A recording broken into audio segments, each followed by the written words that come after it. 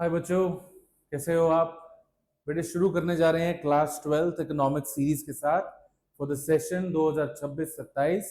जो कोई भी बच्चा सीबीएसई बोर्ड्स देगा 2027 में, उसके लिए सीरीज है।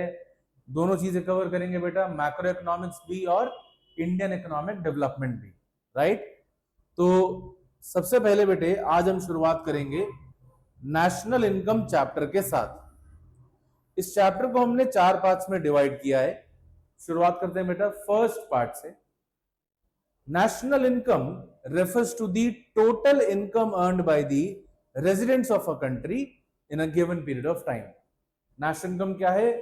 टोटल इनकम जो हमारे देश के रेजिडेंट्स कमा रहे हैं in a given period of time, वो है नेशनल इनकम। अब भैया यहां ध्यान दीजिए, बात करी गई है इनकम शब्द की। इनकम शब्द का मतलब क्या होता है? इनकम मतलब वो पैसा जो आपने कमाया है, वो नहीं पैसा जो आपको ऐसी दान में मिल गया, वो नहीं जो पॉकेट मनी मिल गया, गिफ्ट, डोनेशन, ग्रांट्स, नहीं। इनकम मतलब वो पैसा जो आपने कमाया है। तो नेशनल इनकम सिर्फ उसी पैसे की गिनती रखता है जो पैसा देश में कमाया गया है। नेशनल इनकम क्या है? एक अर्निंग कॉन्सेप्ट है। National income is an earning concept. Earning concept मतलब बेटा बायलैटरल एक्सचेंज होना जरूरी है। दो पार्टी, एक पार्टी दूसरे को कुछ दे रही है और दूसरी पार्टी पहले को कुछ रिटर्न में दे रही है। जैसे कि मिस्टर ए ने मिस्टर बी को गुड्स दिए, रिटर्न में बी ने ए को पैसे दिए। ये एक बायलैटरल एक्सचेंज हुआ, एक अर्निंग कॉन्सेप्ट हुआ। यहां मिस्टर ए ने पैसे कमाए हैं पर्सन बी को सामान बेच के। लेकिन अगर मैं कहूं आपके घर वालों ने आपको पॉकेट मनी दी, रिटर्न में आपने क्या दी? दुआएं। दुआओं की कोई औकात नहीं होती बेटा, आपको ये पता है। तो ये एक बायलैटरल एक्सचेंज नहीं कहलाया जाएगा जहां पर आपको पॉकेट मनी मिल रही है। भले यहां दो पार्टीज प्रेजेंट है, लेकिन सिर्फ एक ही पार्टी से कुछ चीज आ रही है ना, दूसरी पार्टी तो रिटर्न में कुछ भी नहीं दे रही। तो नेशनल इनकम सिर्फ इन्हीं अर्निंग कॉन्सेप्ट्स की गिनती करता है बेटा। जो भी नॉन अर्निंग कॉन्सेप्ट होते हैं उनको यूनिलैटरल एक्सचेंज बोला जाता है, ट्रांसफर पेमेंट, ट्रांसफर रिसीट बोला जाता है, और वो नेशनल इनकम में काउंट नहीं किए जाते। ऑलराइट, वो चीजें नेशनल इनकम में काउंट नहीं करी जाती। अब अगर हमें कुछ पैसा कमाना है तो क्या ये कहना गलत होगा कि उसके लिए हमें कोई गुड या सर्विस प्रोड्यूस भी करना चाहिए? बिल्कुल नहीं। In order to earn something, something has to be produced, and in order to produce something, what do we need? Factors of production, right? In order to earn something, something has to be produced. ये थोड़ा सा गलत हो गया। something has to be produced, and to produce something what do we need? We need factors of production. factors of production क्या होते हैं बेटा? हर एक वो चीज जो हमें प्रोडक्शन में हेल्प करे वो क्या है? Factors of production. हर एक वो चीज जो हमें प्रोडक्शन में हेल्प करे वो फैक्टर्स ऑफ प्रोडक्शन है। अगर वो फैक्टर्स ऑफ प्रोडक्शन प्रेजेंट नहीं होंगे तो प्रोडक्शन भी पॉसिबल नहीं है, राइट? तो how do we define factors of production? All the inputs used conventionally in the process of production are called factors of production. वो सारे इनपुट्स जो प्रोडक्शन प्रोसेस में काम आते हैं वही क्या है? हमारे factors of production. Example, land, labour, capital, entrepreneur. ये सब आप बचपन से पढ़ते ही आ रहे हो बेटा। 4 फैक्टर्स ऑफ प्रोडक्शन क्या होते हैं? बहुत simple, land, labour, capital, entrepreneur. Factors of production की डेफिनेशन हमें क्लियर होनी चाहिए। क्या है definition? All the inputs used conventionally in the process of production. Alright, अब शुरुआत करते हैं इन्हीं फैक्टर्स ऑफ प्रोडक्शन के साथ। सबसे पहला फैक्टर ऑफ प्रोडक्शन क्या है बेटा? Land. How do we define land बेटा? Land is what? Anything and everything available on the surface of the earth और even beneath the surface of the earth as a free gift of nature is land. Anything and everything available on the surface of the earth और beneath the surface of the earth. On the surface मतलब कुछ भी है जो अर्थ के surface के ऊपर है और अर्थ के सरफेस से जुड़ा हुआ है, वो सब क्या है? लैंड। और जो उसके नीचे है जैसे माइनिंग, राइट, वो भी क्या है, लैंड का पार्ट है। Anything and everything available on the surface और beneath the surface of the earth as a free gift of nature is called land. अब ये लैंड के लिए इतनी मारामारी क्यों होती है, लैंड के लिए इतने झगड़े क्यों होते हैं? क्योंकि लैंड हमें कुछ पैसा कमा के देती है, और वो जो पैसा लैंड हमें कमा के देती है, किस फॉर्म में वो पैसा कमा के देती है? Rent and royalty. So the return of productive services rendered by land is called what? Rent and royalty. Then next factor of production is what? Labour. Land के बाद आता है क्या? लेबर। बेटे लेबर का मतलब क्या हुआ?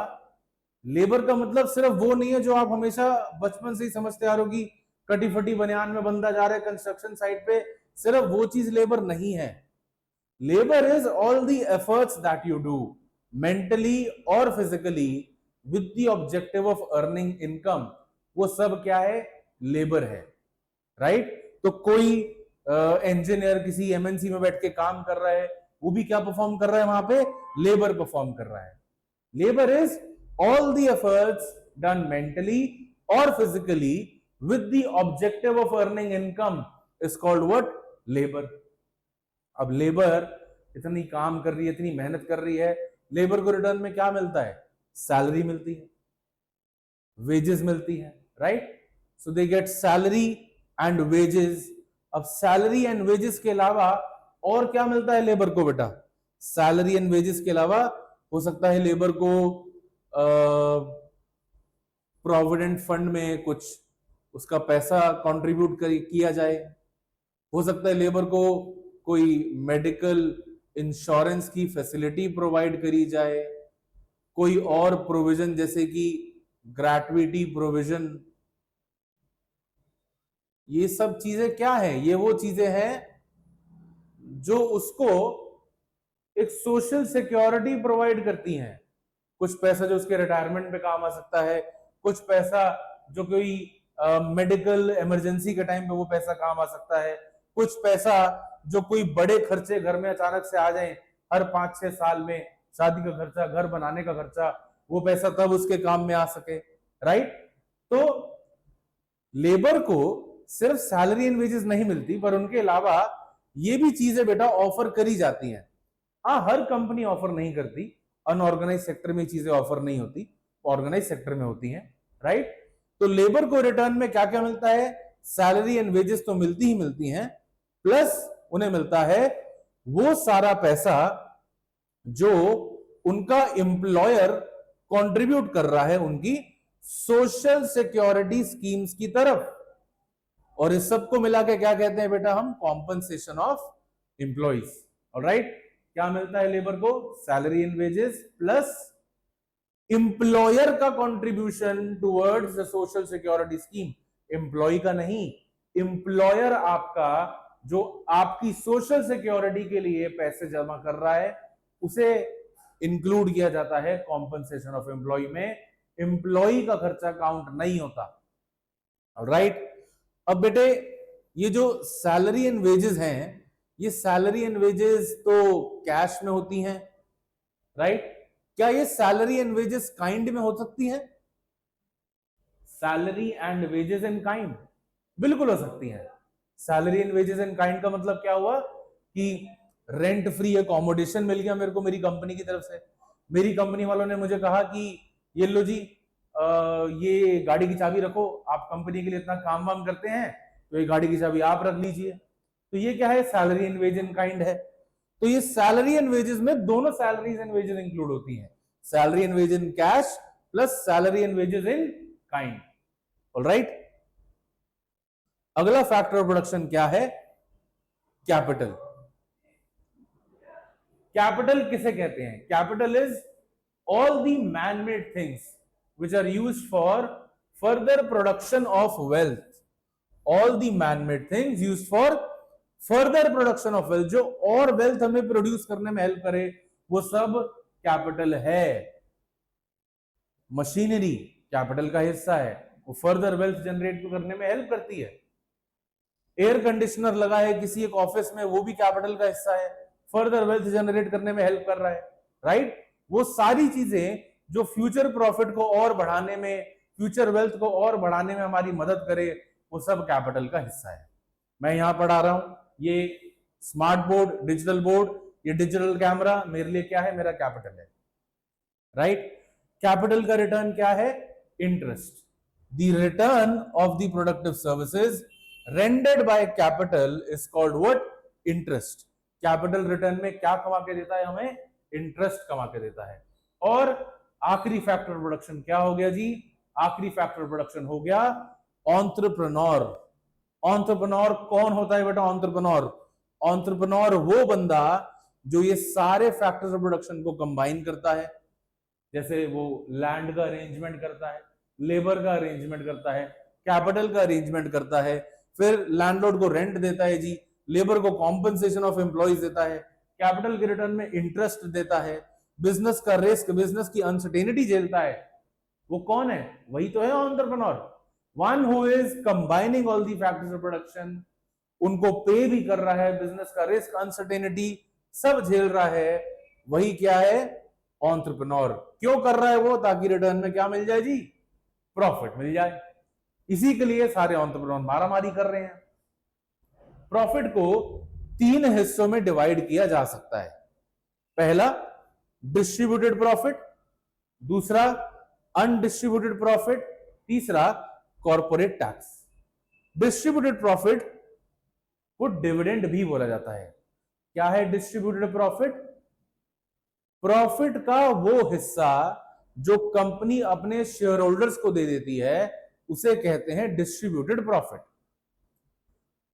और प्रॉफिट का वो हिस्सा जो कंपनी डिस्ट्रीब्यूट नहीं करती, अपने पास रखती है, उसे कहते हैं अनडिस्ट्रीब्यूटेड प्रॉफिट या रिटेन्ड अर्निंग्स। और एक होता है प्रॉफिट का वो हिस्सा जो टैक्स में चला जाता है, जिसको हम क्या कहते हैं, कॉर्पोरेट टैक्स। ठीक, ये है प्रॉफिट के 3 हिस्से, distributed profit, undistributed profit and corporate tax. Then factor income और ट्रांसफर पेमेंट में क्या फर्क है, हमने अभी पढ़ा फैक्टर्स ऑफ प्रोडक्शन की अलग अलग फैक्टर इनकम। और इससे पहले हमने समझा था कि सिर्फ बायलैटरल एक्सचेंज ही नेशनल इनकम में काउंट होता है। जो यूनिलैटरल एक्सचेंज होता है वो क्या होता है जी, यूनिलैटरल एक्सचेंज को ट्रांसफर पेमेंट कहते हैं, नॉन अर्निंग कॉन्सेप्ट होता है और वो नेशनल इनकम में काउंट नहीं होता। यही बेटा डिफरेंसेस हमने लिखे हुए हैं, एक बार को टैबुलर फॉर्म में अच्छे से, difference between factor income and transfer payment. सबसे पहला डिफरेंस मीनिंग के बेसिस पे, factor income is the return of productive services but transfer payment is not the return of productive services rendered by factors of production. Factor income bilateral concept है, transfer payment एक unilateral concept है। Factor income को include किया जाता है national income में और transfer payment को इंक्लूड नहीं किया जाता। एग्जांपल्स बेटा फैक्टर इनकम के, रेंट, सैलरी, वेजेस, और ट्रांसफर पेमेंट के example pocket money, donation, gift वगैरह वगैरह। ठीक है जी, तो ये डिफरेंसेस हैं फैक्टर इनकम और ट्रांसफर पेमेंट के बीच में। आप चाहें तो स्क्रीनशॉट ले सकते हैं। बढ़ते हैं आगे। अब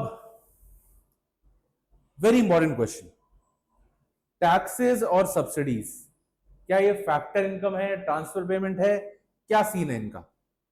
सबसे पहले बात करते हैं टैक्सेस की। अब आमतौर पे बच्चों का सोचना क्या होता है कि सर टैक्सेस में ना हमने सरकार को टैक्स दिया, बदले में सरकार हमें अलग अलग वो सर्विसेज दे रही है, हमारे लिए रोड्स, बिल्डिंग, हॉस्पिटल्स, ब्रिजेस ये सब बना रही है। तो सर टैक्स ना इस हिसाब से ना बायलैटरल एक्सचेंज है और फैक्टर इनकम है, right. This is the common argument जो बच्चे देते हैं कि सर हमने सरकार को टैक्स दिया, बदले में सरकार ने हमारे लिए रोड बनाई, ब्रिजेस बनाई, हॉस्पिटल बनाए, बायलैटरल एक्सचेंज है सर, फैक्टर इनकम है ये। लेकिन बेटा बायलैटरल एक्सचेंज ना तब एस्टैब्लिश होता है जब एक प्रूफ ऑफ ट्रांजैक्शन भी एस्टैब्लिश होता है। मिस्टर ए ने मिस्टर बी को सामान बेचा, पैसे किससे लेगा? मिस्टर बी से लेगा ना, मिस्टर सी से तो नहीं लेगा। अब टैक्स के केस में मैंने सरकार को मान लो 10,000 रुपए का टैक्स दिया, क्या सरकार मुझे आके ये बताती है कि जय सर आपने वो 10,000 रुपए का टैक्स दिया था ना, इसलिए हमने आपके घर के सामने 10,000 रुपए की सड़क बना दी है? ऐसा तो नहीं होता। और जो बंदा टैक्स नहीं देता वो भी तो उन सर्विसेज का, प्रोजेक्ट्स का, डेवलपमेंट्स का फायदा उठाता ही उठाता है, बिल्कुल उठाता है। टैक्स एक कंपलसरी ऑब्लिगेशन है। टैक्स के रिटर्न में there is no valid proof कि उसी पैसे का जो मैंने टैक्स पे करा है मुझे उतने का रिटर्न मिल रहा है, ऐसा कोई प्रूफ नहीं है, राइट? तो टैक्सेस बेटा ट्रांसफर पेमेंट्स होते हैं, टैक्सेस आर ट्रांसफर पेमेंट्स, ध्यान रखेंगे इस बात को। और ये नेशनल इनकम में इंक्लूड नहीं किया जाता। टैक्स एक कंपलसरी ऑब्लिगेशन है,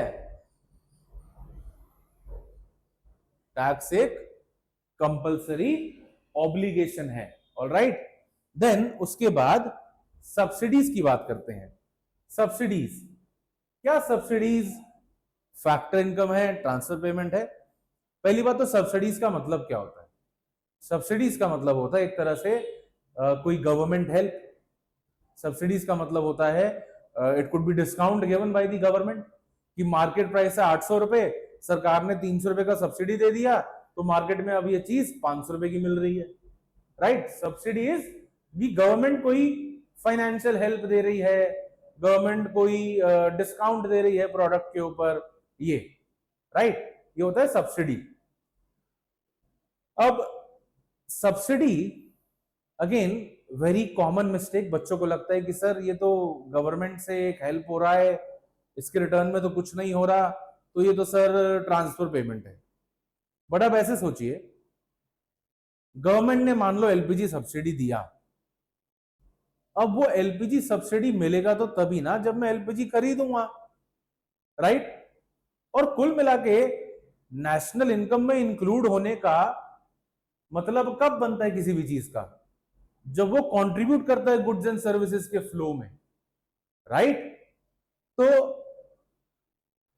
सरकार ने एलपीजी सब्सिडी दिया, उसी वजह से मैंने जाके एलपीजी खरीदा, प्रोडक्शन कंजम्पशन एनकरेज हो रहा है बेटा एलपीजी का, flow of goods and services बढ़ रहा है, राइट? तो सब्सिडी क्या होती है बेटा? Subsidy is factor income. Subsidy एक बायलैटरल एक्सचेंज है, आपको वो तभी तो मिलेगी जब आप गुड या सर्विस को परचेज करोगे, अदरवाइज नहीं मिलेगी।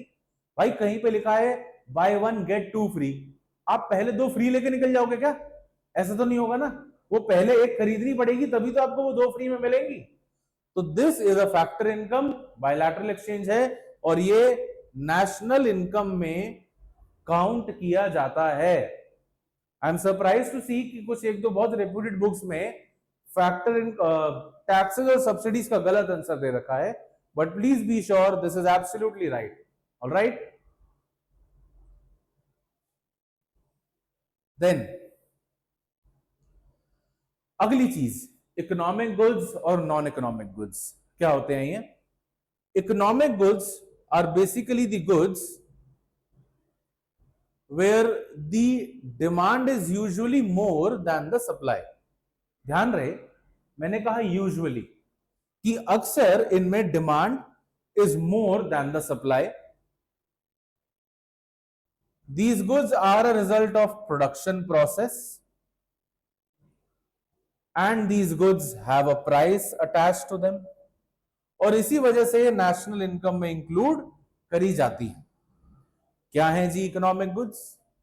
वो सारे गुड्स जिनकी डिमांड अक्सर सप्लाई से ज्यादा होती है, वो सारे गुड्स जिनमें एक प्राइस अटैच्ड होता है, जो किसी एक प्रोडक्शन प्रोसेस का नतीजा है, एंड ऑब्वियसली ये नेशनल इनकम में इंक्लूड करी जाती है।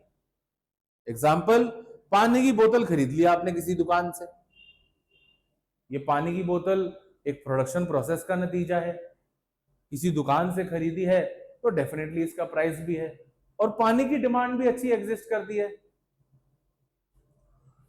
नॉन इकोनॉमिक गुड्स क्या होते हैं? नॉन इकोनॉमिक गुड्स जहां पे demand is usually less than the supply, they are a free gift of nature. अगर फ्री गिफ्ट ऑफ नेचर है तो obviously they do not have a price attach to them, और ये national income में include नहीं करे जाते। पानी की बोतल जो दुकान से खरीदी थी वो इकोनॉमिक गुड थी, but water drawn from river is what? Non economic, right? ऐसे ही oxygen that I am breathing is non economic good, but भगवान ना करे अगर ऑक्सीजन सिलेंडर की जरूरत पड़ गई then that is an economic good. Alright, economic good और नॉन इकोनॉमिक गुड के बीच का ये डिफरेंस समझना क्यों जरूरी था? क्योंकि नेशनल इनकम में इकोनॉमिक गुड की बात इंक्लूड होती है, नेशनल इनकम में इकोनॉमिक गुड्स इंक्लूड किए जाते हैं, नॉन इकोनॉमिक गुड्स को नेशनल इनकम में इंक्लूड नहीं किया जाता। Then next concept, stock versus flow. बेटा स्टॉक वेरिएबल और फ्लो वेरिएबल ये दो तरह के वेरिएबल्स होते हैं। क्या मतलब है इनका? Stock variables are those variables which are measured at a particular point of time, जो किसी पर्टिकुलर पॉइंट ऑफ टाइम पे मेजर करे जाते हैं ना कि भैया इसी समय ये हालात हैं इस चीज के, तो वो होता है स्टॉक वेरिएबल। इनका कोई टाइम डायमेंशन नहीं होता, we don't measure them over a period of time, इनको उसी समय मेजर किया जाता है।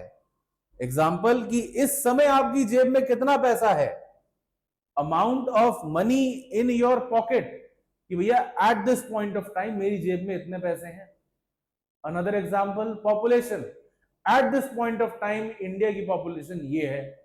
अनदर एग्जाम्पल आपकी नेटवर्थ, आपकी वेल्थ, आपकी औकात, कि इस पर्टिकुलर पॉइंट ऑफ टाइम पे ये मेरी नेटवर्थ है, राइट?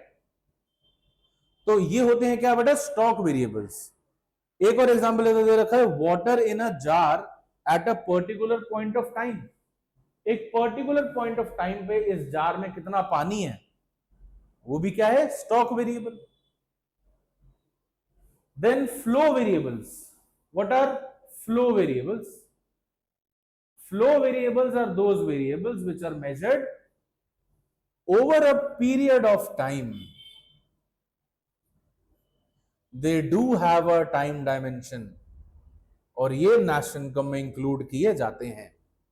जो स्टॉक वेरिएबल होते हैं वो एक पर्टिकुलर पॉइंट ऑफ टाइम पे मेजर किए जाते हैं, flow variables over a period of time, जिनका टाइम डायमेंशन होता है, जैसे पर आवर, पर मिनट, पर second, per day, per month, per year.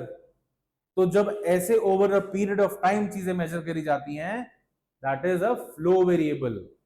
ये डिफरेंस पढ़ना जरूरी क्यों था? क्योंकि स्टॉक वेरिएबल्स नेशनल इनकम में इंक्लूड नहीं होते और फ्लो वेरिएबल्स नेशनल इनकम में इंक्लूड होते हैं। फ्लो वेरिएबल्स का एग्जांपल बर्थ रेट। अब बर्थ रेट कैसे मेजर करते हैं कि पर ईयर जी इतने बच्चे हुए। इनकम, इनकम कैसे मेजर करी जाती है? पर मंथ इतना सैलरी है जी, या इतने लैक्स पर एनम का पैकेज है, एनुअल पैकेज, राइट? और another example could be speed, kilometre per hour, right? It is measured over a period of time, एक टाइम डायमेंशन एग्जिस्ट करता है। ये सारे क्या होते हैं? Flow variables.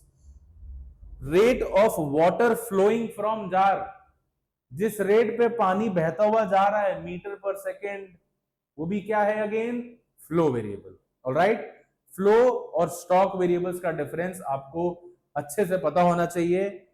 याद रहे, स्टॉक वेरिएबल्स नेशनल इनकम में इंक्लूड नहीं करे जाते, फ्लो वेरिएबल्स नेशनल इनकम में इंक्लूड किए जाते हैं। अब एक क्वेश्चन इसी से related, stocks are affected by flow, give example. बेटा stocks are affected by flow, not the other way around. ये बोलना गलत होगा कि flow is affected by stock, ना, your stock is affected by flow. जैसे कि आपकी औकात, आपकी वेल्थ, डिपेंड करती है कि आपकी इनकम कितनी है। तो your wealth is affected by income. देश की पॉपुलेशन, देश की population is affected by birth rate. Birth rate कितना ज्यादा है कितना कम है वो डिटरमाइन करता है कि पॉपुलेशन क्या होगी। तो population stock concept is affected by birth rate, which is a flow concept. Distance between two cars stock concept है। एक पर्टिकुलर पॉइंट ऑफ टाइम पे दो गाड़ियों के बीच में इतना डिस्टेंस है। This is affected by the speed, जो कि एक फ्लो कॉन्सेप्ट है, right. So always remember stocks are affected by flow, not the other way around. All right, ये एग्जांपल्स आपसे पूछे जा सकते हैं, ध्यान रखिएगा इन एग्जांपल्स का, ठीक है जी। तो अभी हमने बेटा कुछ चीजें हमने जो डिस्कस करी आज, हमने डिस्कस किया स्टॉक और फ्लो का डिफरेंस, हमने डिस्कस किया non economic good, economic good, हमने डिस्कस किया